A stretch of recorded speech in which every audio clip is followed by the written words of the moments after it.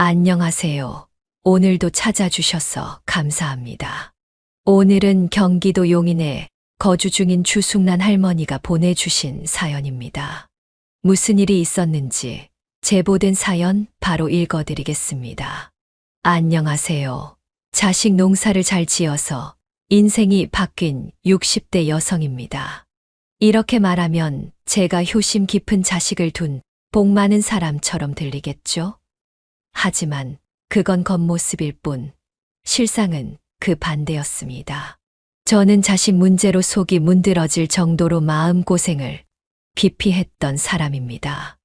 여러분들도 제 자식 이야기를 들으면 트럭으로 실어다 줘도 싫다고 할 만큼 속 썩이는 자식이었죠. 그런데도 제가 자식 농사를 잘 지었다고 말하는 이유가 따로 있습니다. 이쯤 되면 제게 어떤 사연이 숨겨져 있는지 궁금하시죠? 이제 그 이야기를 시작해 보겠습니다. 부디 끝까지 들어주시길 바랍니다. 저는 2번 결혼했습니다. 첫 번째 결혼은 정말 끔찍한 실패로 끝났어요. 남편이 도박에 빠져 영혼까지 팔아버린 덕분에 결혼 생활은 2년도 못 가 파국을 맞았죠. 결혼 전에는 정말 평범하고 성실했던 남자가 결혼하고 나서 갑자기 도박에 미쳐버렸어요. 처음에는 친구들끼리 하는 작은 내기 정도로 시작했는데 그게 점점 심각해지더니 생활비까지 몽땅 날려버리는 지경에 이르렀습니다. 집안 살림은 엉망이 되고 도박 빚에 시달리며 사는 생활이란 상상조차 할 수 없는 지옥이었죠. 남편이 저를 지켜주기는커녕 오히려 우리 가정을 파탄내고 있다는 걸 깨닫는 데는 오래 걸리지 않았습니다. 그 사람이 도박에서 손을 뗄 리도 없고 제가 그 결혼에 미련을 둘 이유도 없었죠. 남편이 밑바닥까지 보여줬으니 미련 없이 이혼을 결심했습니다. 그나마 다행이라면 남편과 사이에 자식이 없었다는 점이었어요. 당시에 재혼할 생각은 없었지만 자식이 없는 게 홀로 서기에 있어서 더 나았죠. 그렇게 첫 번째 결혼의 실패를 딛고 저는 다시 혼자 서기로 마음먹었습니다. 혼자 지내면서 상처를 추스르고 3년 정도 지나니까 어느 정도 마음이 아물더군요. 그러던 중 직장에서 마음씨 좋은 남자를 만나게 되었습니다. 그는 저에게 다가왔고 우리는 자연스럽게 연애를 시작했습니다. 그 사람과의 관계는 차분하면서도 따뜻했어요. 그의 따뜻한 마음이 제 마음에 스며들어 상처가 조금씩 치유되는 것 같았습니다. 우리는 서로의 마음을 확인하며 미래를 약속하게 되었습니다. 하지만 그와 재혼을 결심하는 것은 쉽지 않았어요. 왜냐하면 그 사람에게는 이미 아내와 사별한 뒤 고등학생 딸과 중학생 아들, 2 아이가 있었기 때문입니다. 아이들의 엄마가 갑자기 된다는 것은 저에게 큰 부담이었습니다. 첫 번째 결혼에서 실패했던 경험이 있는 만큼 재혼에 대한 두려움도 컸습니다. 그리고 무엇보다 제 핏줄이 아닌 아이들을 어떻게 품어야 할지 막막했죠. 하지만 그 사람의 진심 어린 마음이 저를 움직이게 했습니다. 그는 어느 날 저에게 수줍게 고백했습니다. 당신에게 이런 부탁을 드리는 것도 미안하지만 제 진심을 꼭 알아주셨으면 해요. 제가 당신을 진심으로 사랑하고 있다는 사실만큼은 변함이 없어요. 그의 말은 조용했지만 그 눈빛은 너무나 진실되고 따뜻했어요. 그때 저는 직감했죠. 이 사람이라면 평생을 함께 해도 괜찮겠다는 생각이 들었습니다. 사랑이라는 감정이 깊이 스며드는 순간이었어요. 우리는 남은 인생을 함께 살아보자는 약속을 하고 저는 그 사람의 자녀들을 처음으로 만나게 되었습니다. 그 사람은 이미 아이들에게 저와의 관계를 이야기해 두었고 천천히 얼굴을 익히며 가까워지자고 말했습니다. 그는 아이들이 좋아하는 피자집을 예약해 두었어요. 이 만남이 순조롭기를 바라는 그의 배려였죠. 그는 아이들에게 말했습니다. 얘들아, 인사드려. 여기 계신 분이 아빠가 말한 그분이야. 두 아이는 수줍게 고개를 숙이며 저를 살폈습니다. 그 모습이 어찌나 귀엽던지 저는 환하게 웃으며 아이들에게 먼저 인사를 건넸습니다. 안녕, 아빠한테 너희들 얘기 많이 들었어. 아주 많이. 내가 아빠랑 같이 만나는 건 무슨 뜻인지 아니? 라고 묻자 고등학생이 된 여자아이가 깜찍한 표정으로 말하더군요. 당연히 알죠. 아빠 여자친구라는 말씀이잖아요. 그런데 괜찮으시겠어요? 우리 아빠 진짜 고집세거든요. 어머, 그래? 그건 몰랐네. 하고 웃으면서 대답했더니 그 아이가 덧붙였어요. 아줌마가 고생 좀 하실 거예요. 그래도 아빠를 잘 챙겨줄 여자친구가 생긴다면 전 대환영이에요. 저는 그 말에 긴장이 조금 풀렸습니다. 그래? 그럼 내가 아빠를 잘 챙겨줄 테니 나도 잘 부탁할게. 아이도 웃으며 대답했어요. 전 염정연이에요. 아줌마 우리 아빠 잘 부탁드려요. 그 아이는 처음 보는 저를 무척 살갑게 맞아주었고 몇 마디 주고받으니 마음이 한결 편안해졌습니다. 하지만 중학생인 남자아이는 달랐습니다. 절 보는 눈빛이 여전히 냉랭하더군요. 그 아이는 인사를 할 생각조차 없는 듯 보였죠. 그런 모습을 보고 남편이 당황하며 말했습니다. 정필아, 너 뭐 하는 거야? 어서 인사드려야지. 그런데 아이는 심드렁하게 대답했어요. 아빠가 정한 거지. 내가 그렇게 하겠다고 한 적은 없잖아. 그 남편이 진땀을 흘리며 타이르듯 말했습니다. 그래도 예의는 지켜야지. 인사드려. 하지만 정필이라는 이름에 그 아이는 아빠의 말을 듣지 않았습니다. 싫어요. 누가 엄마 필요하대. 아빠가 좋아서 만나는 여자한테 내가 왜 인사해야 하는데. 그러면서 저를 노려보더니 갑자기 피자집 밖으로 뛰쳐나갔어요. 딸아이와는 너무 다른 반응에 저는 크게 당황했죠. 남편은 정말 난처한 얼굴로 제게 사과했습니다. 정말 죄송해요. 제가 나중에 단단히 혼을 내겠습니다. 아이가 중학생이라 좀 반항기가 있거든요. 저는 그를 말리며 대답했습니다. 아니에요. 애가 잘못한 건 아니에요. 저라도 당황스러웠을 것 같아요. 너무 뭐라고 하지 마세요. 그 말을 듣고 남편은 안도했지만 딸아이가 대신 발랄하게 말을 이어갔어요. 제 동생이요. 요즘 중두병에 사춘기까지 겹쳐서 그래요. 원래는 바보처럼 착한데 중학생이 되더니 갑자기 센 척을 하더라고요. 아줌마가 이해해주세요. 저는 미소를 지으며 물었죠. 그런 거야? 그럼 정연이는 아줌마랑 아빠가 만나는 거 괜찮은 거지? 정연이는 밝게 대답했습니다. 당연하죠. 우리 아빠요. 저희 키우느라 연애는 완전 포기하고 살았거든요. 이제 저희도 다 컸으니까 아빠도 아빠 인생을 좀 돌봐야죠. 그래서 전 완전 찬성이에요. 그녀의 사근사근한 말에 저도 한결 진정이 됐습니다. 하지만 마음 한구석엔 걱정이 남아 있었습니다. 과연 제가 이 아이들에게 좋은 엄마가 될 수 있을까요? 특히 저를 경계하는 정필이와의 관계는 어떻게 풀어나가야 할지 감이 잡히지 않았습니다. 사람들은 아이가 있는 사람과 재혼하는 게 어렵다고들 하잖아요. 그 말이 틀리지 않다는 걸 뼈저리게 느꼈습니다. 그럼에도 불구하고 저는 이 남자와 함께하기로 마음을 먹었으니 아이들과도 가까워지려고 노력해야 한다고 다짐했습니다. 일부러 시간을 내어 자주 얼굴을 보고 연락도 꾸준히 했죠. 인내심을 가지고 한 걸음씩 다가가려 했지만 특히 정필이의 경계는 좀처럼 풀리지 않더군요. 그의 냉랭한 반응은 시간이 지나도 쉽게 바뀌지 않았습니다. 예비 남편은 제가 애쓰는 모습이 안쓰러웠는지 정필이를 다그치기도 했습니다. 하지만 그렇게 할수록 아이는 더 반발할 뿐이었죠. 저는 남편에게 말했습니다. 아이한테 뭐라고 하지 마세요. 아빠가 갑자기 여자를 데리고 와서 엄마라고 소개하니 당연히 거부감이 들죠. 정필이는 아직 받아들이기 어려운 거예요. 그 마음을 여는 건 제가 할게요. 당신은 너무 개입하지 않는 게 좋겠어요. 그렇지만 당신이 너무 힘들어하니까 우리 결혼 자체가 힘든 일이 된 것 같아요. 남편은 한숨을 쉬며 대답했죠. 힘든 길을 선택했으니 고생해야죠. 하지만 너무 걱정하지 마요. 전 괜찮으니까. 우리는 그렇게 서로를 다독이며 결혼을 준비했습니다. 식은 따로 올리지 않았지만 반지만 나눠 끼었고 그 순간만으로도 마음이 뭉클해졌습니다. 다시 한번 가정이라는 울타리 안에 들어간 저는 이제 남편에게 의지하고 아이들을 보듬어주며 행복하게 살겠다고 다짐했습니다. 하지만 사람의 마음이란 마음먹은 대로 되지 않더군요. 큰 문제는 이제 제 아들이 된 정필이의 마음이 쉽게 열리지 않았다는 겁니다.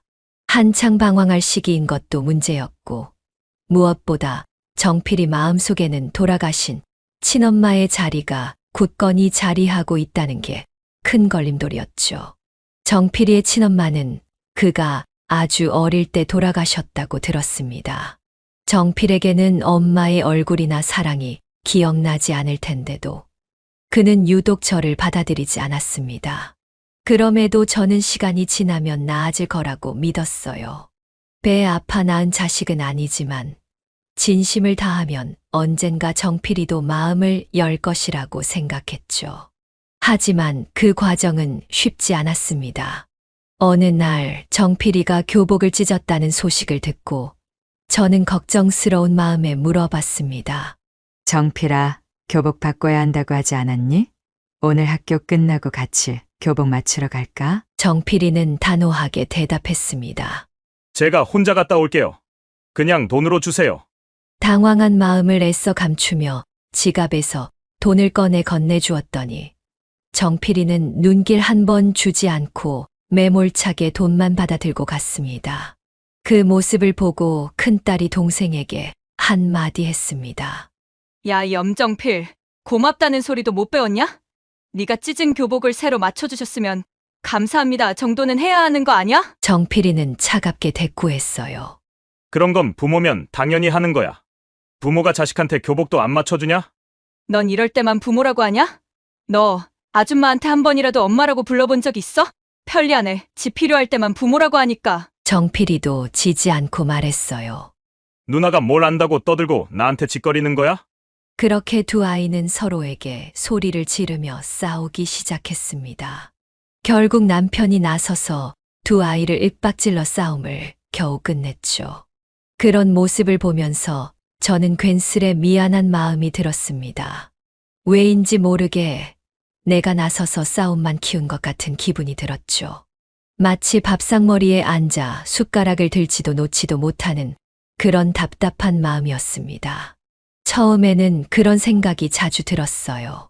이 가족 안에서 제가 잘 섞이지 못하고 어떻게 해야 할지 갈팡질팡하는 느낌이었죠. 하지만 돌이켜보면 이런 일들은 그저 작은 해프닝에 불과했어요. 아이들과의 관계를 풀어나가는 과정에서 생길 수밖에 없는 일들이었던 거죠. 아들의 행보가 점점 걱정스러워지자 우리 가족 모두가 마음을 졸이며 지켜볼 수밖에 없었습니다. 그러던 어느 날 학교에서 전화가 걸려왔죠. 안녕하세요. 정필이 어머님 되시죠? 네, 제가 정필이 엄마인데요. 무슨 일이죠? 다름이 아니라 정필이가 학교에서 문제를 일으켰습니다. 어머님께서 시간을 내셔서 학교로 와주시면 좋을 것 같습니다. 문제요? 무슨 문제죠? 정필이가 큰 사고라도 쳤나요? 그건 직접 오셔서 이야기를 나누는 게 좋을 것 같습니다. 알겠습니다. 바로 가겠습니다. 전화를 끊자마자 가슴이 철렁 내려앉았습니다. 무슨 일이 벌어졌는지 몰라 심장이 콩닥콩닥 뛰는 것을 느끼며 학교로 달려갔죠. 교장실에 들어서자 선생님은 당황스러운 표정으로 말씀하셨어요. 정필이가 학교 근처에서 담배를 피운 모양입니다. 그뿐만 아니라 지나가던 주민이 정필이에게 훈계를 했는데 정필이가 그분에게 욕설을 하고 폭언까지 했다고 합니다. 그 주민이 경찰에 신고를 했고 지금은 학교에서 일단 인계를 받았습니다. 원래 이런 행동을 하는 아이가 아닌데 저도 놀랐습니다. 저는 충격을 받아 말을 잇지 못했습니다. 아, 그렇군요. 그럼 아이는 어떻게 되는 건가요? 아무래도 징계를 피할 수는 없을 것 같습니다. 신고한 분이 많이 화가 나신 상태라서요. 그래서 어머님께 직접 말씀드리려고 했습니다. 정말 죄송합니다. 고개를 숙이며 사과를 했지만 마음은 무너져 내렸습니다. 아이의 잘못이 마치 제 책임인 것만 같아 얼굴이 뜨겁게 달아올랐죠. 집에 돌아와 이 소식을 전하자 가족들은 아연실색했습니다. 특히 남편은 아들의 일탈에 큰 충격을 받은 듯 격하게 분노했습니다. 염정필, 너 정신 나간 거야? 학생이 담배를 피우고 어른들한테 욕을 해? 너 정말 미쳤냐? 남편은 분을 참지 못하고 길길이 날뛰며 아들을 혼냈습니다. 그때 정필이는 뜻밖의 말을 뱉었습니다. 아빠는 여자한테 정신 팔려서 자식들 신경도 안 쓰잖아요. 내가 이렇게 된 게 전부 아빠 때문이야. 아빠 잘못도 좀 생각해보라고. 그 말에 남편은 충격을 받은 듯 말문이 막혔고 저 역시 가슴이 철렁 내려앉았습니다. 뭐라고? 다시 말해봐. 남편이 소리치자 정필이는 더 독하게 말했죠. 우리 집이 망가진 건 아빠가 저 아줌마 데리고 온 뒤로야. 그전에는 아무 문제 없었어. 순간 남편의 손이 아들의 뺨으로 날아갔습니다. 정필은 눈을 부릅뜨고 매서운 눈빛으로 아빠를 노려보더니 차가운 목소리로 말했어요. 그래, 아빠랑 누나랑 잘 살면 되겠네. 난 나대로 살 테니까 더는 신경 쓰지 마. 그 말을 남기고 정필이는 현관문을 벌컥 열고 뛰쳐나갔습니다. 저는 놀란 마음에 급히 정필이를 뒤쫓았죠.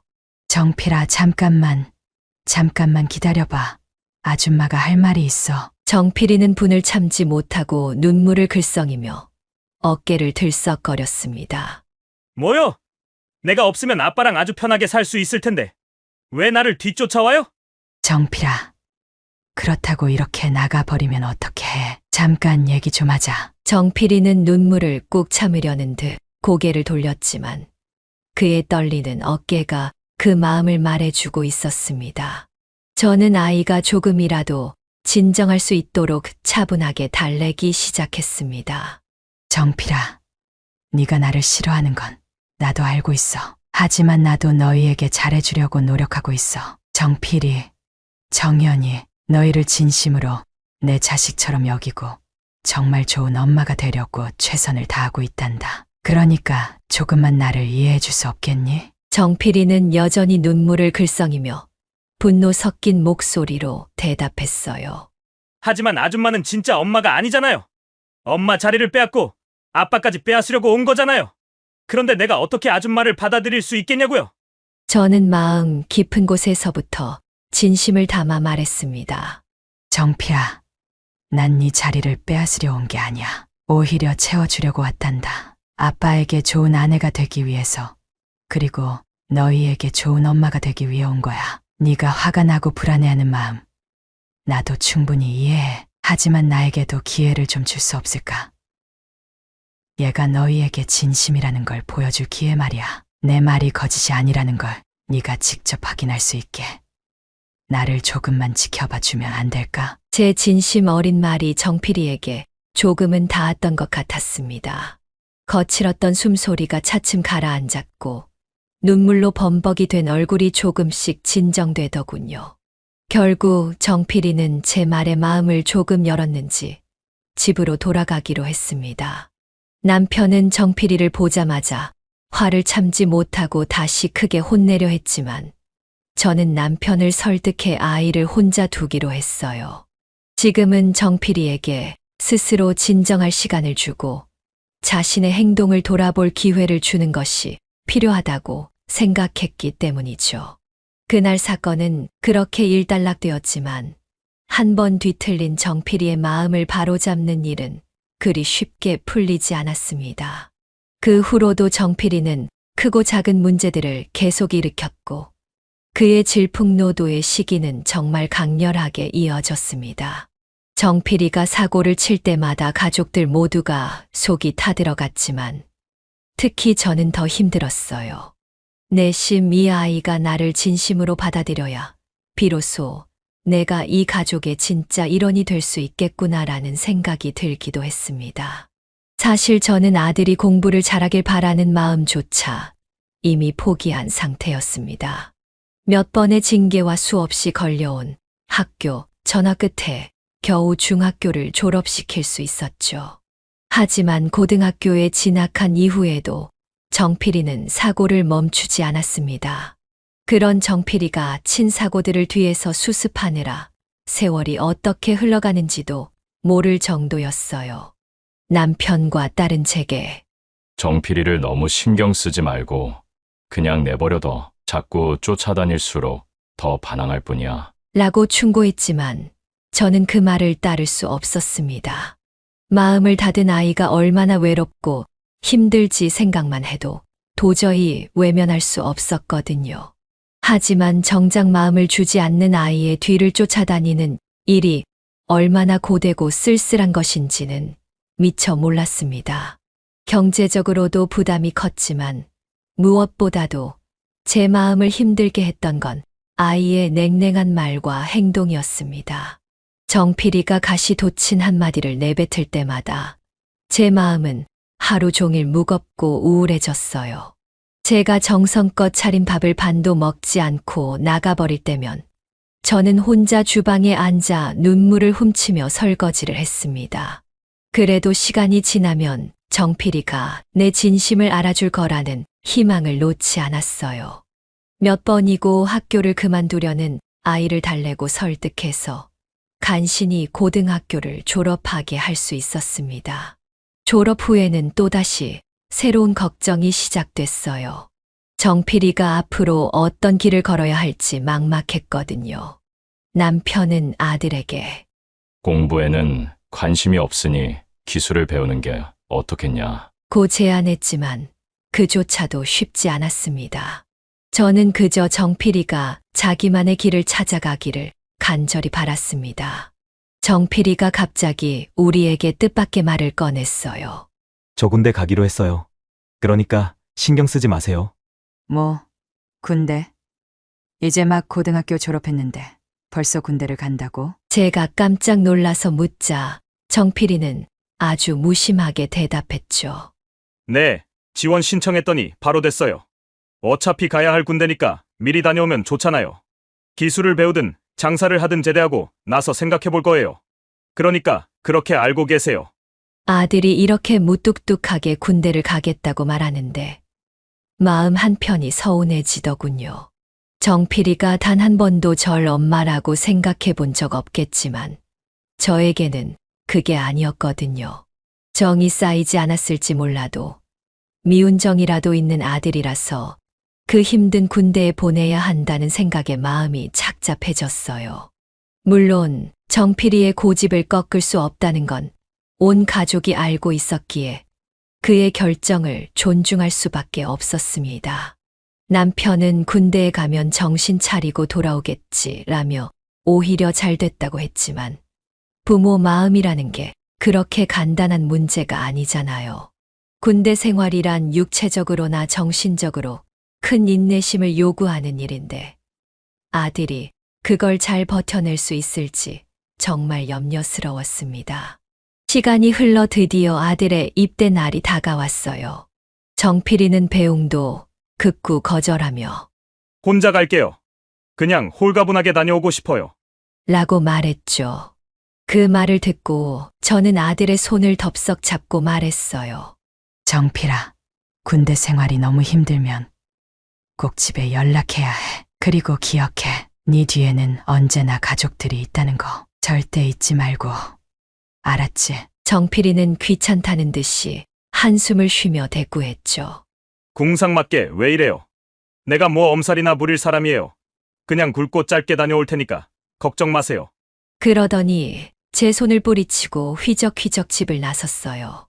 그 뒷모습이 어찌나 쓸쓸해 보이던지 저는 아들이 떠난 빈방에 덩그러니 앉아 한참이나 눈물을 흘렸습니다.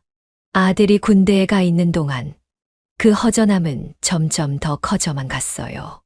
밥솥에 밥이 많이 남아있을 때도 아들 생각이 나고 군복을 입은 사람을 볼 때마다 눈시울이 붉어지곤 했습니다.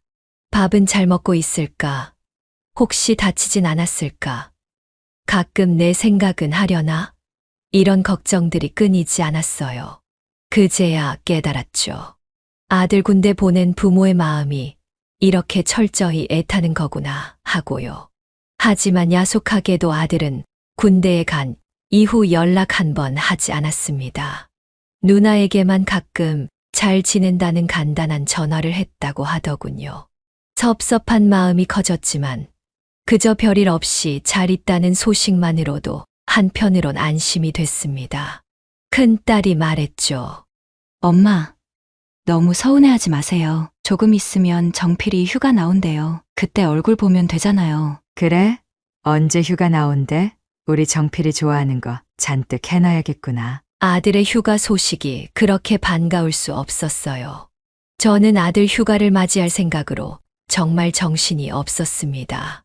정필이가 좋아하는 음식을 준비하느라 장을 보고 아들이 쉴 수 있는 공간을 깨끗이 정리했죠. 그리고 드디어 아들이 휴가를 나왔을 때 시커멓게 그을린 얼굴에 어딘지 모르게 듬직해진 모습이 보이더군요. 너무나 반가웠지만 그저 이렇게 건강하게 와줘서 고맙다. 는 말로만 제 마음을 대신했어요. 정필이는 달라져 있었습니다. 몸은 훨씬 단단해 보였고 말투도 좀 더 무뚝뚝하고 어른스러워졌어요. 하지만 이상하게도 그의 얼굴에는 어두운 그림자가 드리워져 있었습니다. 휴가 동안 저는 정필이가 좋아하는 음식들로 상을 가득 채우고 그에게 이런저런 격려의 말들을 건넸습니다. 그리고는 아들의 상태가 영 신경이 쓰여서 조심스럽게 물어봤어요.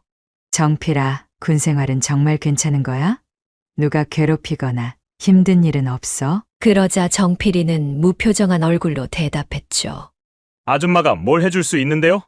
그 말을 듣고 순간 가슴이 철렁했어요. 정말 힘든 일이 있는 거야? 무슨 일인데? 라고 물었지만 정필이는 고개를 저으며 말했어요. 그런 거 없어요. 그냥 군대 갔다가 잠깐 나오니깐 적응이 안 되는 거예요. 원래 살갑게 말을 하지 않던 아이라 그런가 보다 하고 그냥 넘겨버렸죠. 하지만 그때 저는 아들을 좀 더 세심하게 봐줬어야 했습니다. 정필이는 이미 표정과 눈빛으로 힘들다고 말하고 있었는데 전 그걸 알아차리지 못했어요. 만약 제가 그 아이의 친엄마였다면 단번에 눈치챘을지도 모르죠. 그날의 그 무심함이 뒤늦게 더한 슬픔으로 다가왔습니다. 그 짧은 휴가가 끝나고 아들은 다시 부대로 복귀했죠. 그런데 그 후로 그런 큰 사고를 칠 줄은 꿈에도 몰랐습니다. 며칠 후 아들이 속한 중대에서 연락이 왔을 때 제 가슴이 철렁 내려앉았어요. 복귀해야 할 아들이 두문불출, 연락도 안 된다는 겁니다. 아들은 복귀한다고 아침 일찍 집을 나섰는데 밤이 되도록 부대로 돌아가지 않았다는 거였어요. 당연히 부대가 발칵 뒤집어졌죠. 군대에서 휴가를 나간 병사가 복귀하지 않는다는 건 정말 큰 일이니까요.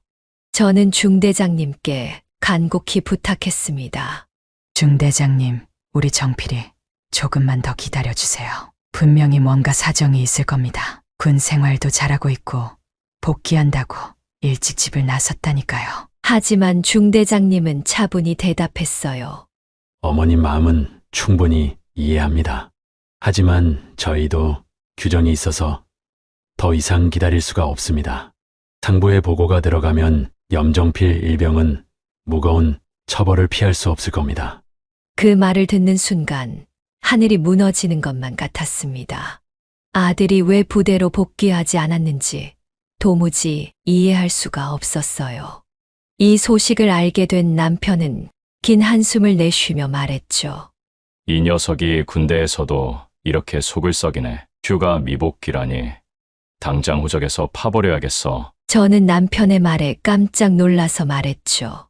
당신, 어떻게 그런 말부터 해요? 일단 정필이한테 무슨 일이 생긴 건 아닌지 그걸 먼저 알아봐야죠. 남편은 한숨을 내쉬며 차갑게 대답했어요. 무슨 일은 무슨 일. 그 녀석 성격의 군 생활을 잘 해냈다는 게 말이나 돼. 분명 복귀하다가 마음이 바뀌어서 어디 숨은 거라고. 경찰이든 헌병이든 알아서 잡아다 감옥에 쳐넣게 놔두라고. 남편은 이미 아들에 대한 기대를 완전히 버린 듯 했습니다. 냉정하게 등을 돌리고 더 이상 신경 쓰지 않으려 했죠. 하지만 저는 달랐습니다. 하루하루 가슴이 타들어가는 것 같았어요. 미복귀 기간이 길어지면 길어질수록 아들의 상황은 점점 더 어려워질 테니까요. 하지만 제 바람과는 다르게 이틀이 지나고 사흘이 지나도 정필이는 돌아오지 않았어요. 결국 군사 경찰이 나서기 시작했습니다. 사복을 입은 군 관계자들이 저희 집을 여러 번 찾아왔어요. 그들의 방문은 점점 더 집안 분위기를 무겁게 만들었습니다. 그때부터 제 삶은 온통 아들을 찾는 일에 매달렸죠. 도대체 정필이가 어디로 갔는지, 어떻게 된 건지 알아내려고 사방팔방으로 수소문하기 시작했습니다. 정필이의 친구들에게 전화를 걸어보고 그가 평소 자주 다니던 장소도 찾아가 봤습니다. 인터넷 카페나 SNS에도 흔적을 남겼지만 아무런 소득이 없었어요.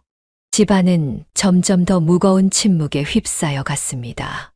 남편은 냉담하게 방에 틀어박혀 아무 말도 하지 않았고 저는 하루하루 초조한 마음에 속이 타들어갔습니다. 아들의 얼굴을 떠올리며 혹시나 길에서라도 마주칠까 싶어 주변을 두리번거렸지만 정필이의 모습은 어디서도 보이지 않았습니다.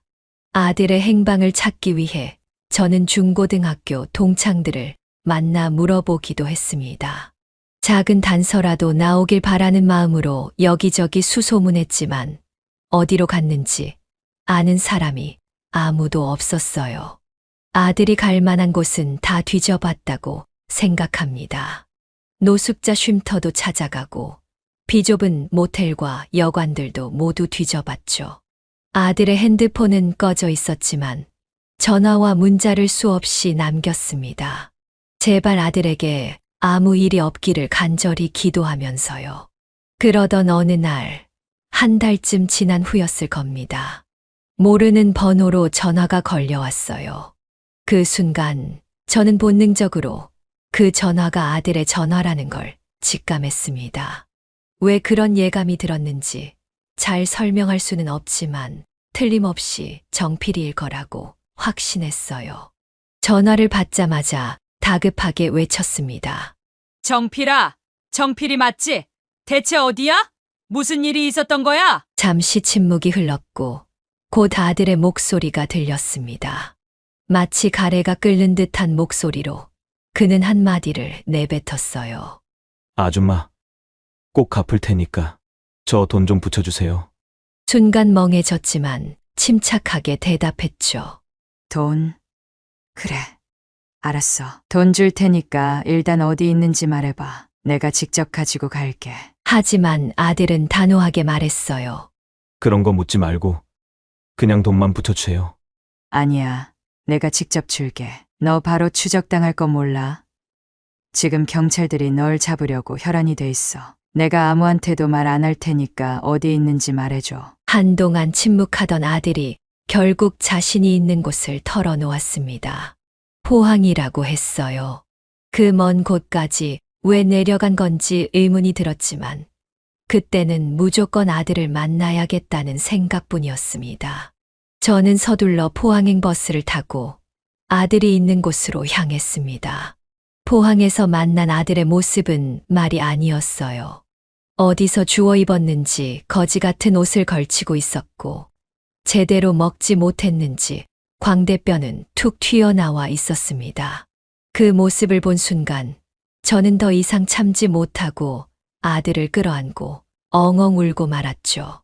아들이 무사하다는 안도감에서인지 아니면 이렇게 홀로 외롭게 숨어 있었을 아들이 불쌍해서였는지 그 이유는 잘 모르겠습니다.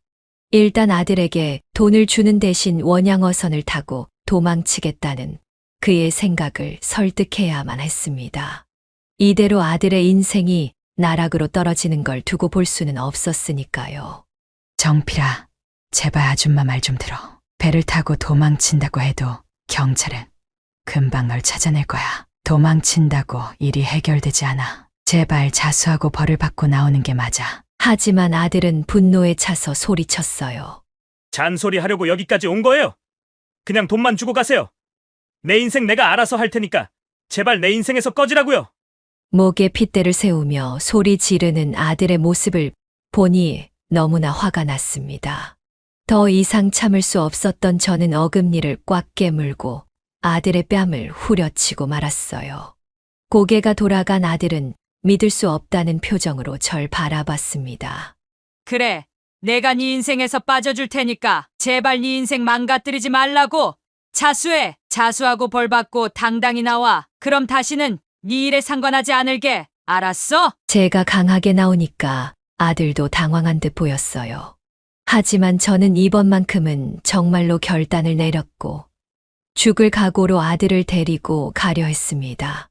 결국 아들은 제 설득을 이기지 못하고 자수를 하기로 결정했습니다. 그 순간 저는 모든 걸 내려놓고 아들과 함께 경찰서로 향했습니다. 마음은 여전히 복잡했지만 적어도 아들이 스스로 자수했다는 점에서 한 가닥 희망을 보았습니다. 그 이후로의 일은 여러분이 예상하시는 그대로입니다. 재판에 넘겨진 아들은 결국 실형을 선고받았고 국군 교도소에 수감되었습니다. 자수를 했다는 점이 참작되어 형량이 조금 줄었지만 법의 심판을 피할 수는 없었습니다. 어쩌면 누군가는 새엄마로서 아들의 감옥살이를 결정한 저를 비난할 수도 있겠죠. 하지만 저는 그 아이가 평생 도망치며 살게 둘 수는 없었습니다. 마음이 아프더라도 도망보다는 벌을 받고 떳떳하게 사는 것이 옳다고 믿었으니까요. 그렇다고 해서 아들이 수감된 동안 제 마음이 편했던 것은 아니었습니다. 모든 가족이 제게 잘했다고 말해주었지만 하루가 멀다 하고 아들 면회를 갔습니다. 교도소를 오가는 길이 매일 반복되었죠. 아들은 다행히 저를 원망하지는 않았습니다. 오히려 군대에 적응하지 못한 자신이 너무나 부끄럽다고 했고 자책하듯 말했습니다. 아줌마, 고마워요. 절 포기하지 않고 붙잡아줘서요. 그 말이 너무 놀라워 한동안 말을 잇지 못했습니다. 뭐라고? 저는 재차 물었습니다. 정말 그 말이 믿기지 않았으니까요. 정말 고맙다고요. 내가 아줌마 입장이었다면 절대 나를 그렇게까지 붙잡지 못했을 거예요. 중학교 때부터 그렇게 속을 썩였는데 아줌마는 한 번도 절 포기하지 않았잖아요. 그 말을 듣는 순간 제 가슴 속에 있던 응어리가 풀리며 눈물이 나올 것 같았습니다. 그래, 네가 이렇게 생각해줘서 아줌마가 정말 고맙다. 정말 고마워. 아들은 진지한 표정으로 말을 이었습니다. 나도 이제 죗값 다 치우고 나가면 아줌마께 효도할게요. 그러니까 너무 걱정 마세요. 그 말이 얼마나 뜻밖이었는지 저는 세상을 다 얻은 듯한 기분이 들었습니다. 드디어 제 진심이 아들에게 닿은 것만 같아서 너무나도 행복했습니다. 그 순간부터 저는 진심으로 아들이 복역을 마치고 나면 우리 가족이 진정으로 하나가 될 수 있을 거라는 희망을 품게 되었습니다. 그렇게 시간이 흘러 아들은 죗값을 다 치르고 마침내 사회로 돌아왔습니다. 집에 돌아온 아들을 보며 남편도 속으로는 기뻤는지 수고했다 하며 아들의 등을 두드려 주었고 누나 역시 동생이 다시 제자리에 돌아온 것을 진심으로 축하해 주었습니다. 아들은 쑥스러운 듯 웃으며 가족들에게 자신의 마음을 전했습니다. 그동안 속 많이 썩여서 정말 죄송해요. 이제 진짜 마음 잡고 제대로 살아보려고요. 누나는 그 말을 듣고 짓궂게 아들의 볼을 꼬집으며 장난스럽게 말했습니다. 이제 제발 철 좀 들어라. 철 좀. 언제까지 철부지로 살 거야? 누나 아파. 아 진짜? 아들은 얼굴을 찡그렸지만 분위기는 유쾌하고 가족 모두가 웃음 속에 서로를 끌어안았습니다. 그렇게 웃고 떠들며 그 긴 세월의 고통을 버텨낸 보람이 느껴졌습니다. 저는 그 순간부터 재혼을 결심했던 날부터 꿈꿔왔던 완전한 가족이 마침내 이루어졌다는 사실에 행복감에 젖어들었습니다. 출소한 아들은 바로 대리운전 일을 시작했습니다. 취객들을 상대하는 일이니 자존심을 많이 내려놓아야 했지만 아들은 묵묵히 자기 역할을 다했습니다. 힘들었을 텐데도 아들은 항상 고개 숙이지 않고 씩씩하게 살아갔습니다. 그 모습을 볼 때마다 얼마나 기특하고 대견했는지 모릅니다. 이제 자리를 잡고 결혼도 하고 가정을 꾸리면 더 이상 바랄 게 없겠다고 생각했어요. 저와 남편은 그런 아들을 보며 대견해하고 그가 행복한 미래를 열어가기를 바랐습니다. 그러나 불행은 보이지 않지만 가까이에 있다는 말처럼 우리가 전혀 예상하지 못했던 또 다른 시련이 우리 앞에 다가오고 있었습니다. 저는 그때만 해도 그 시련이 우리 가족에게 어떤 의미로 다가올지 전혀 몰랐습니다. 지금까지의 시련이 끝이 아니라는 것을 그때는 꿈에도 생각지 못했으니까요. 정말 행복만 남았다고 믿었던 그 순간에 우리는 또 다른 큰 역경을 맞이하게 될 운명이었습니다. 김치통을 옮기다가 명치 쪽이 뻐근해지는 통증이 찾아왔습니다. 늘 배가 뭉치는 듯한 느낌이 자주 있어 대수롭지 않게 넘기려 했지만 이번에는 통증이 심해져 숨조차 제대로 쉴 수 없을 정도였어요. 처음엔 잠깐 참으면 괜찮아질 거라고 생각했죠. 괜찮겠지, 조금만 지나면 나아지겠지라고 마음을 다잡으며 참았는데 시간이 흐를수록 상황은 더 악화되었어요. 결국 견디지 못해 바닥에 구르며 통증을 참아보려 했지만 그마저도 한계에 다다랐습니다. 정신이 혼미해지며 119에 전화해야겠다는 생각이 들었는데 엉겁결에 아들에게 전화를 걸고 말았어요. 아프다는 말 한마디를 했을 뿐인데 그 이후로는 기억이 없습니다. 눈을 떠보니 병원 침대에 누워 있었어요. 그제야 아들이 제 전화를 받고 급하게 구급차를 부른 후 병원으로 달려왔다는 걸 알게 됐죠. 아들에게 정말 고마웠습니다. 그동안 속만 썩인 아들이지만 이렇게 위급한 순간에 제 전화를 받고 응급 상황을 처리해 주었다는 사실에 가슴이 뭉클했죠. 통증은 어느 정도 가라앉았지만 의사는 정밀 검사가 필요하다고 했습니다. 병원에서 수많은 검사를 받은 후 의사가 제게 청천벽력 같은 진단을 내렸습니다. 바로 간암 3기. 생존율은 30% 이하라며 빨리 간 이식을 받아야만 살 수 있다고 했어요.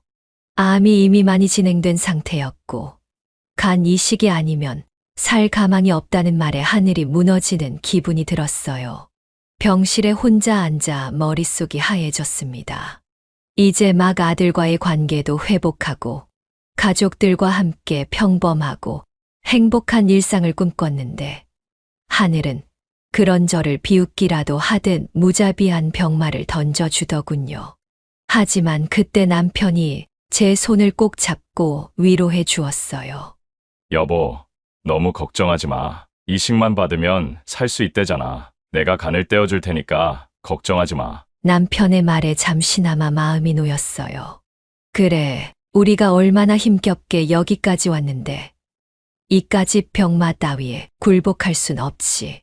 나는 살 거라고 남편과 아이들이 있는데 어떻게든 이겨내야 한다고 다짐했어요. 그러나 그 다짐도 잠시 남편이 간 이식 검사를 받았지만 간염 보균자로 판정받아 이식을 할 수 없다는 소식이 날아왔습니다. 그 소식을 들었을 때 정말 망연자실했어요. 아마 제 평생 이렇게 절망스럽기는 처음이었을 겁니다. 설상가상으로 딸까지 간 크기가 작아서 이식이 불가능하다는 판정을 받았어요. 잇따라 전해지는 비관적인 소식에 이제 정말 내 생은 여기까지인가 싶었죠. 그때 절망 속에서 뜻밖의 희망이 찾아왔습니다. 아들이 제게 다가와 조용히 말했어요. 엄마, 저 간 이식 검사 받아봤는데 저한테 적합하대요.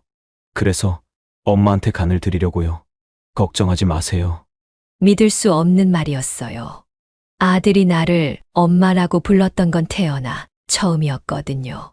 제가 헛들었나 싶어 다시 물었습니다. 뭐라고? 다시 한번 말해줄 수 있겠니? 정필아 나한테 엄마라고 불렀어? 아들은 당연하다는 듯이 말했어요. 엄마니까 엄마라고 부르죠. 그리고 제가 간 이식을 할 수 있으니까 포기하지 말고 힘내세요. 그 순간 제 눈에선 눈물이 쏟아지기 시작했어요. 그동안 아들은 나를 엄마로 인정하지 않고 날카롭게 대했는데 이제 와서 엄마라니. 그 말 한마디에 내 평생의 눈물이 다 나온 것 같았어요. 핏줄이 아닌 자식이지만 그동안 내가 쏟은 정성이 이제서야 보답받는 것 같았습니다. 그렇게 아들은 실제로 제게 간을 이식해 주었고 기적처럼 제 건강은 점차 회복되었습니다.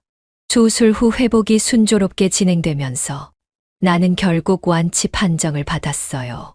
정말 믿을 수 없는 일이었어요. 아들이 이렇게까지 해줄 줄은 꿈에도 몰랐습니다. 내 핏줄이 아니라는 이유로 마음을 열지 않던 아들이었지만 결국 진심은 통했나 봅니다. 아들이 내게 한 마지막 말이 지금도 가슴 깊이 남아 있습니다. 엄마도 저 포기하지 않았잖아요. 저도 절대 엄마 포기하지 않을 거예요. 그러니까 걱정 말고 건강하게 오래오래 살아주세요. 이제는 내 아들이 내 진짜 자식이 되어 주었어요. 그렇게 마음을 닫던 아들이 마침내 나를 엄마로 인정해 주었을 때 난 더할 나위 없이 행복했어요. 이제 우리가 함께할 시간이 많다고 생각하니 마음이 평온했습니다. 그제야 정말 진정한 가족이 된 기분이 들었어요. 제가 이 이야기를 처음 시작하면서 자식 농사를 잘 지어 인생이 바뀌었다고 말씀드렸잖아요. 이 말을 듣고 많은 분들이 정말 자식을 잘 키우셨구나라고 생각하셨을 겁니다. 하지만 제 자식 농사는 처음부터 잘 된 게 아니었습니다. 오히려 저의 인생을 나락으로 끌고 가려던 순간도 있었죠. 그럼에도 불구하고 결국엔 저를 웃게 만들고 제 인생을 환하게 바꿔놓은 그 자식 덕분에 지금은 이렇게 행복한 삶을 살고 있습니다. 그래서 저는 정말 자식 농사를 잘 지었다고 말씀드릴 수 있는 거죠. 간을 나눠준 제 아들과 저는 이제 핏줄을 나눈 것보다 더 끈끈한 관계로 한 가족으로 살아가고 있습니다. 아들은 대리운전 회사를 차려서 남들 못지않게 성공한 인생을 살고 있어요. 사업이 잘 되고 있어서 집안의 경제적 안정도 가져다 줬고 우리 가족이 웃으며 살 수 있는 환경도 마련해 주었죠. 한때는 가족의 근심과 걱정거리였던 아들이 이제는 든든한 기둥이 되어버렸습니다. 아들이 집안의 버팀목이 되고 나니 남편도 저도 그만큼 마음이 편해졌습니다. 아들은 저를 얼마나 잘 챙기는지 오히려 남편이 야, 이놈아. 내가 널 어떻게 키웠는데 맨날 엄마만 챙기냐? 라며 장난 섞인 섭섭함을 표현할 정도랍니다. 그러면 아들은 웃으며 아버지도 있잖아요. 제가 사고 치고 정신없을 때 아버지는 그냥 포기하셨잖아요. 그러니까 이젠 엄마만 잘 챙기게 해주세요. 라고 대꾸하곤 하죠. 그렇게 농담을 주고받으며 웃음이 끊이지 않는 우리 집을 보면 아들이 정말 잘 자라줘서 기특하기도 하고 마음이 흐뭇합니다. 사실 예전에 아들은 집안의 천덕꾸러기였습니다.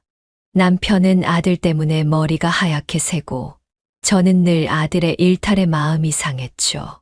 집안을 뒤흔드는 문제아였던 아들이 이제는 모든 책임을 짊어지고 집안을 지키는 든든한 가장이 되었어요. 아들이 이렇게 성장한 모습을 보면서 이게 진짜 자식 농사를 잘 지은 게 아닌가 하는 생각을 하게 되었습니다. 이제 아들은 저희 부부를 위한 효도를 멈추지 않습니다. 아들 덕분에 저는 더 이상 경제적 어려움에 시달리지 않게 되었고 남편도 아들에게 큰 자랑을 느끼며 든든해합니다. 무엇보다 아들은 매년 소외된 이웃들에게 기부도 아끼지 않고 특히 형편이 어려운 어린 학생들을 돕는 일을 하고 있습니다. 아마도 자신이 힘들었던 시절을 떠올리며 그들에게 조금이라도 희망을 주고 싶어 하는 마음에서 나온 행동일 겁니다. 작년에는 꾸준한 기부와 후원으로 관련 기관에서 감사패도 받았어요. 그때 저는 정말 자식 농사를 잘 지었구나 하는 생각이 다시 한번 들었습니다. 이제 제게 남은 소망은 아들이 가정을 꾸리고 행복하게 살아가는 모습을 보는 것입니다. 가끔은 엄마, 결혼하면 손주도 안겨드릴게요. 라는 아들의 말을 들을 때마다 가슴이 벅차오르곤 해요. 손주까지 볼 수 있다면 더할 나위 없이 행복할 것 같습니다. 제가 겪었던 그 어려움들은 이제 모두 지나갔습니다. 그리고 지금 이렇게 웃음이 끊이지 않는 삶을 살고 있어요. 한때는 그토록 힘들었던 시간들이었지만 지금 돌이켜보면 모든 것이 다 지나갔고 그 결과로 이렇게 웃으며 살아가게 되었죠. 이 모든 것을 겪고 나니 자식을 낳고 기르는 것이 얼마나 값진 일인지 새삼 깨닫게 됩니다. 옛말에 돈 놓고는 울어도 자식 놓고는 웃는다는 말이 있죠. 돈은 잃으면 슬프지만 자식을 바라보면 결국엔 웃게 된다는 뜻입니다. 그 말이 정말 맞다는 걸 저는 이 나이에야 비로소 알게 되었습니다. 돈보다 더 소중한 것은 결국 자식이라는 것을요. 이제 제 이야기를 마치려고 합니다. 여러분에게도 이런 복이 가득하기를 진심으로 바랍니다. 끝까지 들어주셔서 진심으로 감사합니다. 모두들 행복한 나날을 보내시길 바랍니다. 여기까지가 주숙란 할머니의 사연인데요. 여러분은 어떻게 들으셨나요? 이 사연은 주숙란 할머니가 보내주신 사연으로 사연자님의 입장에서 작성되어서 주숙란 할머니님께 유리하게 작성되었을 수도 있습니다. 같이 댓글로 의견 나누어 보았으면 합니다. 주숙란 할머니의 사연 영상이 주는 교훈이 유익하시다면 좋아요와 구독, 그리고 다른 지인에게 공유 부탁드리며 저는 그럼 다음 사연에서 뵙겠습니다.